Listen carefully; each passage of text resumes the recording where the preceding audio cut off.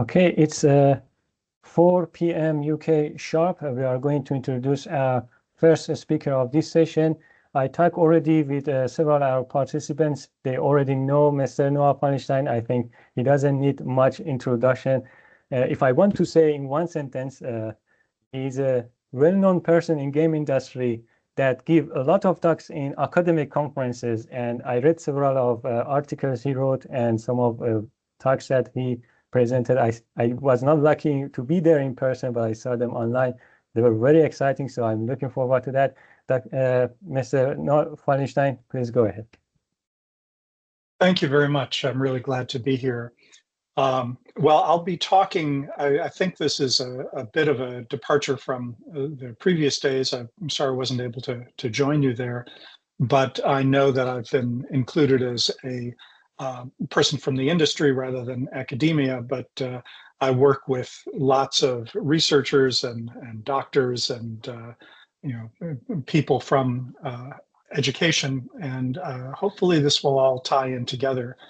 And I'll be talking today about my personal background and to a degree, in part because I think this will be helpful to those of you who are curious about the games industry, but also about how technology grows and changes, and some speculation as to where games and some of the technologies that have grown out of the games industry are going to blossom into much larger areas in the future that hopefully many of you will be participating in as creators. So I have been a game developer. Technically, I guess since I was a child, I would make games as a child, and never expected that that would be a profession for me. But I worked on some very early video games in my time in the university in the 1970s, when none of my professors had actually even heard of video games, but I thought it was a good way to show off the physics and astronomy I had learned. And to my surprise, it got me into what then was just beginning to be an industry. I worked on arcade games for a while. I came out to where I am now, Northern California, actually just north of San Francisco, to work for George Lucas's company, Lucasfilm, and was one of the first people at Lucasfilm Games that later became LucasArts, and worked on a lot of their games there. And while I was there, I had the privilege of working, not only with George Lucas, but to a degree with Steven Spielberg on some game projects. Turns out Steven is a big video game fan. And when he founded DreamWorks, I came down and was the third employee at DreamWorks Interactive, where the most well-known thing that I worked on was the prototype to what became Medal of Honor. But in the 1990s, I got tired of working for corporations. I, at that point, spent about 15 years working for larger companies, and decided to go off on my own.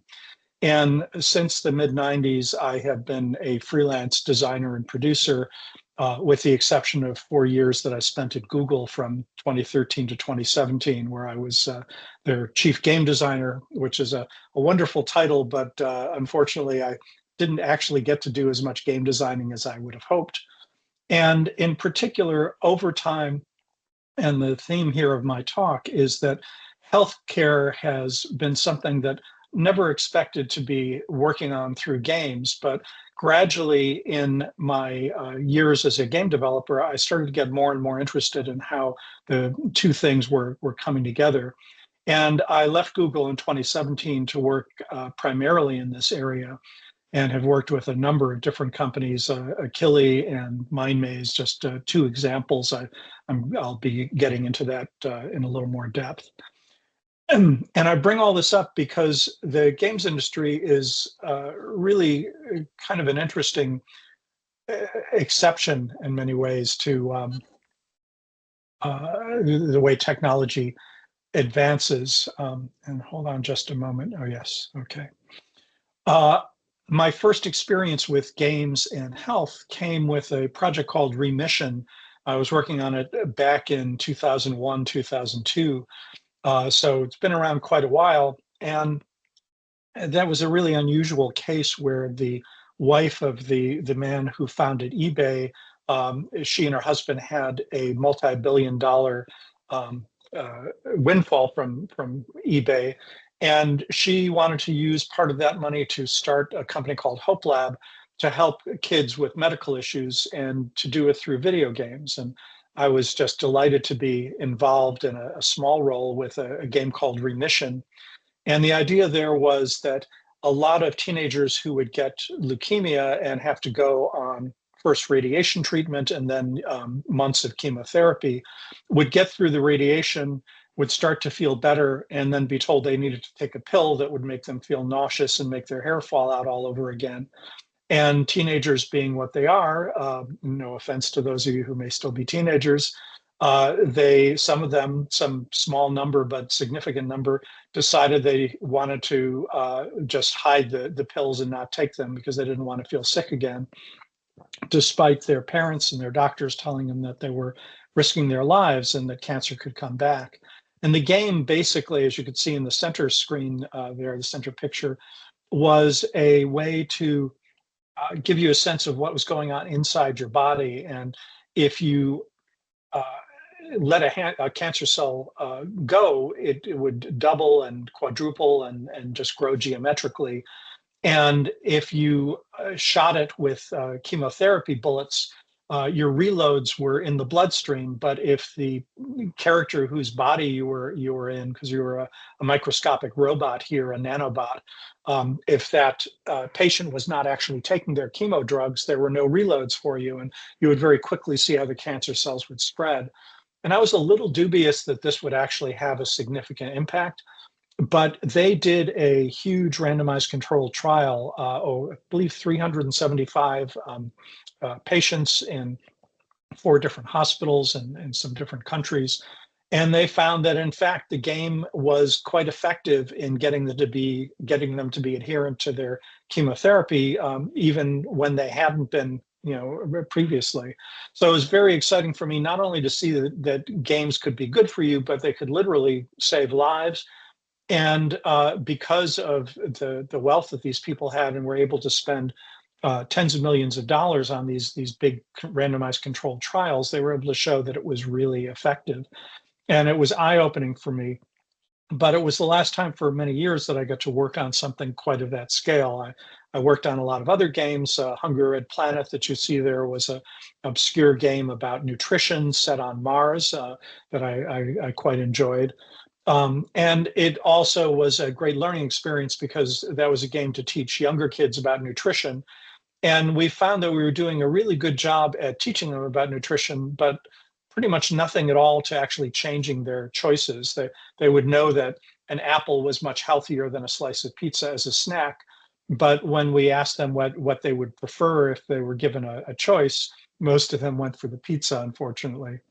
But games are very effective, not just in healthcare, but in general in introducing new technologies to the world.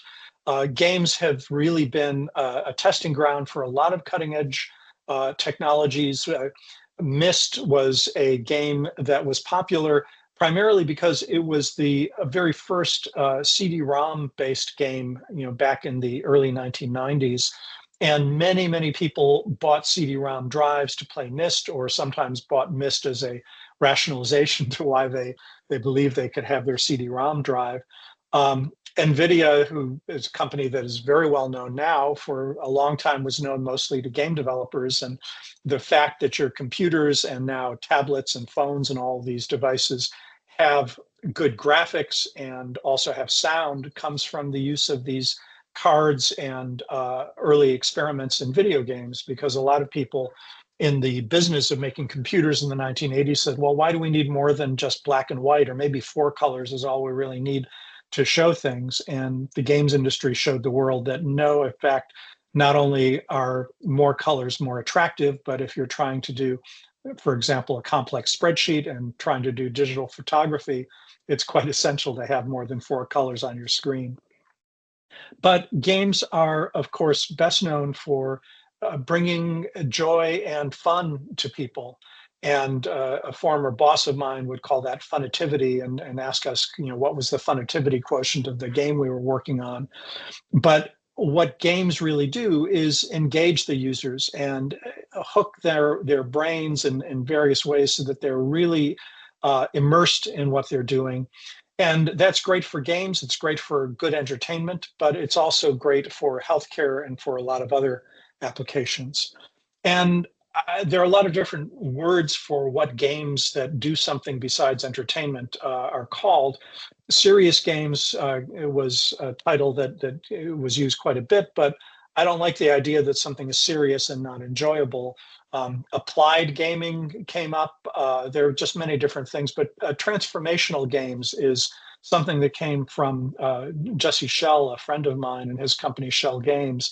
And I like that because transformational games transform the players in various ways. That all good games are entertaining, but transformational games will entertain and may, as you see here with MindMaze, may actually treat somebody. MindMaze is a Swiss company that treats people who are stroke victims and helps them recover instead of having to do really boring exercises, moving their arm up and down, left and right, this sort of thing. They still do those same exercises, but now they're controlling a car on a road or an airplane moving through hoops. And in fact, we went from having to persuade them to do boring exercises to having to stop them from exercising too much because they were enjoying themselves so much. Level X is a very successful company that makes games to train doctors.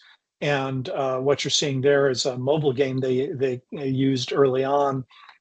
They've come out with many games over the years now, and it's fascinating to see how effective they are, not just for giving doctors training, but they actually get continuing medical education credits for playing games as opposed to going to a class or, passing boring tests. Why have to pass a multi-question test when you can actually do the process that you're being trained at? What you're seeing here is a picture of a nail in somebody's trachea from a construction person who was holding the nail in his teeth and unfortunately breathed it in. Pretty gruesome stuff, actually, and it was interesting that these games were in some ways more disturbing than a lot of shooter games that had lots of blood and gore. But the most significant game I think I've worked on in this area is one called Endeavor RX from a company called Achille Interactive. And that was the first game since Remission that I mentioned that was able to raise tens of millions of dollars and do big randomized controlled trials. And they are currently the only company to get an FDA clearance, and they also got a CE mark to distribute in Europe so that doctors can actually prescribe this game in the same way that they would prescribe medicine. And it's aimed at pediatric ADHD. They've since expanded that to ADHD treatment for people of all ages, and has been shown in their big randomized controlled trials to be about as effective in many cases as Adderall or Ritalin. But the two biggest side effects are occasional headaches and frustration. And since ADHD and some related neurological conditions are often associated with people who are really good at computer programming, some of you watching this may find that this is actually a helpful way to help you harness the power of concentration. And if you find yourself able to concentrate for hours on games, but have trouble concentrating for more than a few minutes on your homework, then you may want to look into this as a possibility. And no, I don't get any royalties for that statement. So I mentioned I was at Google for 4 years, and I'm not the only game developer to go to Google. In the center there, you see Demis Hassabis, who is the head of DeepMind, one of the premier AI functions in Google. And he came from the games industry, in fact, worked there in the UK with Peter Molyneux at Lionhead, and was instrumental in creating the software about 10, 11 years ago that AlphaGo that actually won the world championship at Go. And it was fascinating seeing how that was developed and how quickly AI was improving even 10 years ago. And of course, just in the last few years with large language models, we've seen so many more applications. He also, with DeepMind, has created protein folding and other medical applications of AI. And I work with a number of companies now as a freelancer. Starling AI is a startup that is using AI to help prevent people from being rehospitalized after they've been ill and have gotten home from hospital. There's also the picture you see in the lower right are some AI digital assistants from a company called ThrivePal that is also in early stages and not yet fully public. But there's a huge amount going on these days that combines AI and games in various ways to really transform both the people that play it and transform the world at large. And I'm working also with the George Lucas Educational Foundation. I've come all back around 360, and I'm working for a George Lucas company again to make really wonderful games that are purely educational. So I'd also like to talk about virtual and augmented reality, which tend to be now lumped together into XR as the term for all these types of realities. It's something that's been around for many years. I got to see and work with some of the early VR treatments and experiments. Actually, what you're seeing on the left there is a post-traumatic stress disorder VR treatment from around, I think, 2005 or so that was proven, as so many of these games have been, to be quite effective. In fact, they use commercial games of the wars in Iran and Iraq to treat post-traumatic stress from people who had been there and been in combat. While I was at Google, I got to test their early prototype AR headset, Google Glass, and that was also really interesting to see how powerful it was. I was a total believer then that this is going to be a great thing and an important thing in the future. And even though Google Glass 10 years ago didn't really work out as they had hoped, it has come back, and there are so many different types of treatments now. Different types of headsets now that people are using. But even in those early days with glass, doctors were using glass both as a way to see screens of an X-ray or a medical imaging of all sorts without having to look away from the patient, because the current state of the art has been that they'll have a high resolution TV screen in the operating room, and they'll need to look up to the MR scan or X-ray or whatever that they're using. And it is really difficult because you're looking up and then looking back and looking up and back. And if you can have a screen that not only lets you see it without moving your vision away from the operation you're doing, but in fact can use its camera to synchronize that picture with the person so you can actually see their X-rays superimposed on their body. It's just an amazing science fictional thing. Also works for instruction because the surgeon can transmit the video that he's seeing from his point of view to residents who are learning to do these operations and see it not from a camera view that'll inevitably be at a different angle looking over the surgeon's shoulder to something that is looking directly from where the surgeon's eyes are, so they see exactly the right thing. Just many examples, in this case, not a game, but these types of technologies, I say, have developed from the games industry. And even now, a lot of their early applications are in the games area, partly because games are willing to tolerate more sloppiness than a lot of other commercial areas. And I'm showing just a handful of different augmented reality glasses that are coming out now. This slide, in fact, is already out of date. There are wonderful new ones that have just been announced in the last few weeks. In the lower left, you're seeing Meta's example. And one of the things I found interesting about that is that they acquired a company that I visited that makes this wristband that you're seeing in that lower left-hand view. that measures the electrical activity in your wrist so that you can actually control things just by making gestures with your hand and literally by even having your hands in your pockets and tensing your fingers. And it can sense those just as if you were typing or waving your hands. And it creates a wonderful illusion of pure mind control, which is something that the games industry has been trying to do for about 40 years and has never really succeeded. But now that we have headsets coming out that in some cases have EEG sensors and eye tracking and a number of other wonderful features that can figure out what's going on literally inside the head of the person wearing it, we may actually see some games that are controlled by your thoughts and, of course, other applications. And one of the things that I'm looking forward to, I am really terrible at remembering not only faces but also names. Usually people are good at one or the other or both, and I'm just rubbish at both of those things.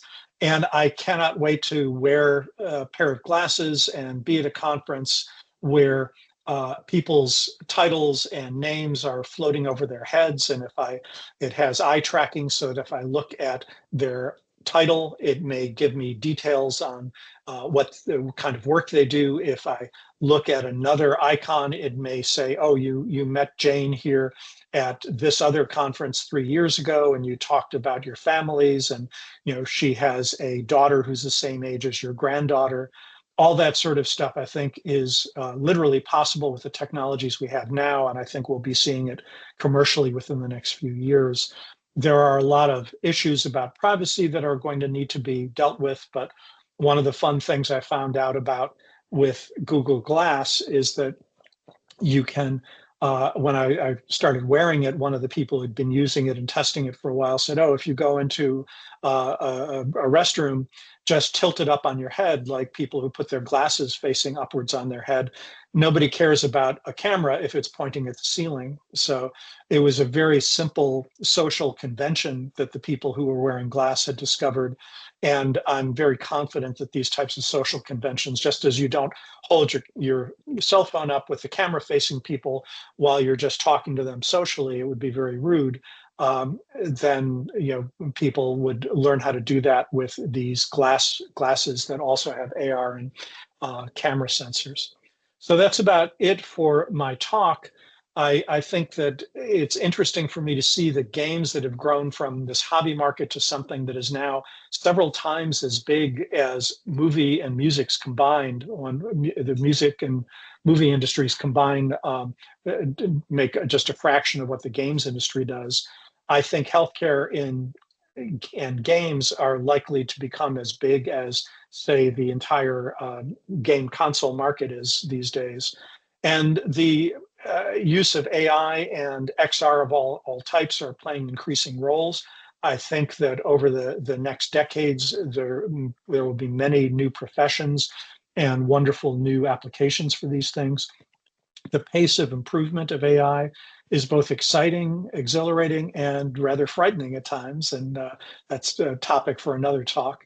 But they're transforming lives in very positive ways, educating people, healing people, training people. And it's something I find very satisfying. And with that, I'll leave some time for questions and answers. If you don't have a chance to do Q&A with me, then here is some contact information for me. And as far as I know, I'm still the only Noah Falstein on the internet in the world. As far as I know, it's an unusual last name. So if you miss this, you can Google my name and find this later. So with that, I'll end my presentation and open it to some Q&A. Thank you, Mr. Noah Falstein. It was a great talk. I'm sure that there are plenty of people having questions. Anyone has a question, you can raise your hand and we'll call your name.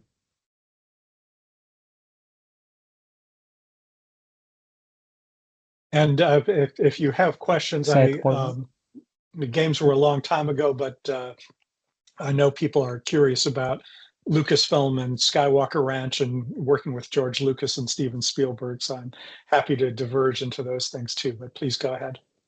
Said Gorbani. Okay, first of all, Thank you so much for your thought-provoking talk. It's inspiring to see someone with such a long-standing legacy in game design now helping shape the future of AI-driven experience. And my question, I think startups are using AI to automate game art. That's exciting, but also a bit scary. What if everything starts looking similar? What do you think human artists can do to stay creative and unique in this space?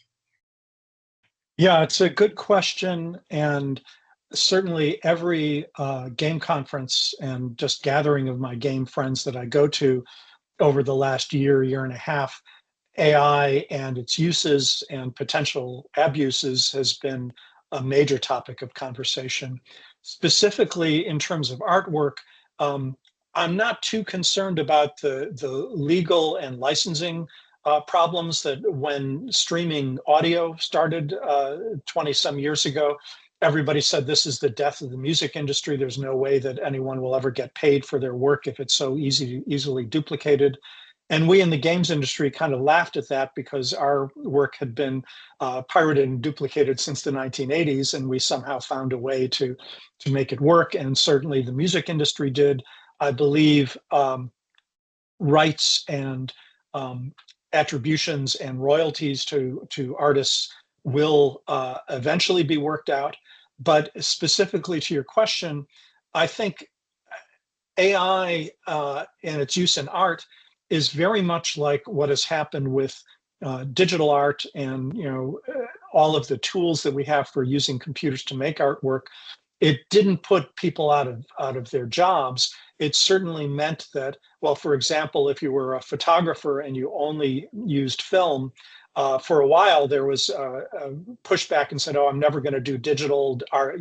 Having the higher resolution of film is so much better." And eventually, that became a very difficult thing to do. So I think artists are going to need to learn to use these tools. Just as writers learn to use word processors, it's not quite a good analogy because, of course, AI can do jobs that can potentially replace some artists. But I can certainly say, having worked with great artists in the past, even the best AI generated pictures, and in particular, getting them to do exactly what you want or to change things in a little way, it just doesn't compare to really good humans. So I think there's a lot of room for people. They just need to use AI as a tool and not think of it as something that it threatens them so that they're going to stay as far away from it as possible. But I think, and it may be bad news for some people, that they're going to need to pay attention to using it in trying to find their own styles and how to work with the best types of AI to amplify what they do rather than replace what they do. Thank you so much. And Uh, another question, if I can. After all your research and experience, which game do you personally think stands out as the best example of AI's potential in gaming? Well, clearly there's so few. I mean, we've been doing what we call AI in games since I started, but the current large language model AI is just at its early stages. And one of the things I find exhilarating about it is that I'm working with must be at least, I'd say, 10 companies now, all using AI, and each one of them uses it in quite different ways. So we just haven't seen anything close to what's happening. I mean, it's like looking at a 6-month-old baby and saying, what is this person going to be known for when they're 80 years old? There's just no way of telling, but the potential is just enormous. One of the things that encouraged me about AI in games, that as we know, AI tends to hallucinate and sometimes come up with completely ridiculous or inappropriate or wrong information. And I know some people who are making a game where they take stories and have the AI come up with stories based on public domain properties like The Wizard of Oz or Sherlock Holmes. And the woman who runs this company said one of the great things about working with Wizard of Oz and AI is that when the AI starts to hallucinate, it actually is even better than when it doesn't, because it sounds more like L. Frank Baum and the kind of work he did with the Land of Oz. So I think there's a lot of potential out there that is yet to be realized. Thank you so much. I think Dr. Buchinta had a question. Yes, right. So thank you very much for the very inspirational talk. And my question is, to which extent do you use or have you used mathematical models or like physics laws or chemistry laws while developing games? Because I think this is very important question for students to know how science is incorporated in video gaming industry. Thank you. And that's a perfect way to close this out too. I see my time is just about up.